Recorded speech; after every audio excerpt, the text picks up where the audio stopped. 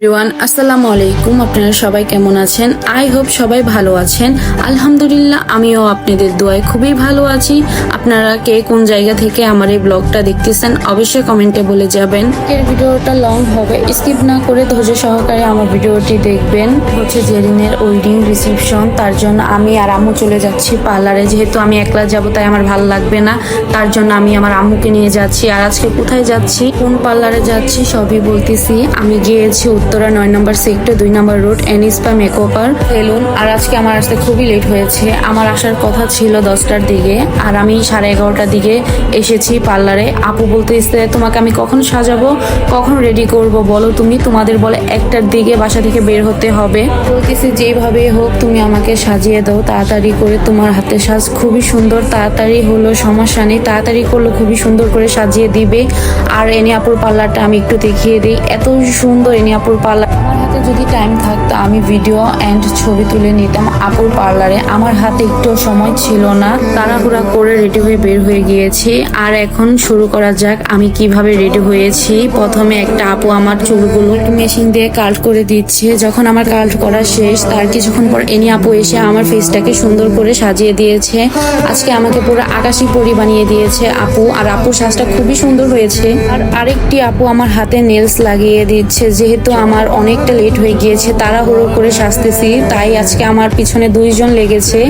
আর আমি এই তো সুন্দর করে সেজেছি। আমাকে কিরকম লাগতেছে অবশ্যই জানাবেন কমেন্টে। থ্যাংক ইউ সো মাচ আপু আমাকে এত সুন্দর করে সাজিয়ে দেওয়ার জন্য। সচরাচর অনেক পার্লারে গেলে দেখা যায় কি তারা সুন্দর করে সাজিয়ে দিতে পারে না, নামমাত্র উত্তরে পার্লার দিয়ে থাকে। কিন্তু এনি আপুর পার্লারে আমরা আজকে 5 থেকে 6 বছর ধরে আসতেছি। অনেক সুন্দর করে এনি আপু সাজিয়ে দেয় মন মতন। আর এই তো আমরা রিক্সায় উঠে বাসায় চলে যাচ্ছি। আমরা ডিরেক্ট রিক্সা নিয়েছি, আমাদের বাসা অবধি যাবে। আর এই তো আমি আর আমার আম্মু একটু ভিডিও করে নিচ্ছি। আর আমি বাসায় এসে সুন্দর করে রিল্যাক্স হয়ে তারপর আমি বাসা থেকে বের হয়ে গাড়িতে উঠেছি। কারণটা হচ্ছে আমরা যখন আসতেছি পার্লার থেকে শুরু হয়েছে ঝুম বৃষ্টি। এই ঝুম বৃষ্টির কারণে আমার শাড়ি কিছুটা ভিজে গিয়েছে, তার জন্য আমি বাসায় এসে শাড়িটাকে শুকিয়ে নিয়েছি ফ্যান ছেড়ে। যাই হোক, তারপর তো চলে গিয়েছি গাড়িতে। কিছুক্ষণ ওয়েট করার পর আপুরাও এসে পড়েছে, আম্মুরাও এসে পড়েছে। সবাই মিলে এক হাইস নিয়ে গিয়েছি দাওয়াত খেতে। আর আপনারা তো বলবেন যে আপনার তো একটু আগে দেখেছি কান গলা সবকিছু খালি, হঠাৎ করে কিভাবে এতগুলো স্বর্ণ দিয়ে ভরে গিয়েছে। ওয়েট আমি বলতেছি, জিনিসগুলো ছিল আপুদের বাসায়। আর আমি আসতে অনেকটা লেট করেছি পার্লার থেকে, তার জন্য আমি আর আপুদের বাসায় যাইনি। ডিরেক্ট বাসায় এসে গাড়িতে উঠেছি। তারপর আপুদের বাসার থেকে গোল্ডগুলো নিয়ে এসে আমাকে পরিয়ে দিয়েছে। এখনো বৃষ্টি পড়তেছে বাহিরে। ফাইনালি আমরা এসে পড়েছি যে লোকেশন দিয়েছিল আমাদেরকে, আমরা ওই লোকেশন অনুযায়ী এসেছি। আর পাশের ভিউগুলো খুবই সুন্দর ছিল, আর এই সেন্টারটাও খুবই সুন্দর ছিল। এই সুন্দর পার্টটা ছিল আমরা যখন গেট দিয়ে ঢুকতেছি তখনই ওদের নাম দেন ওদের রিসেপশনের ব্যানারটা টানিয়ে রেখেছে।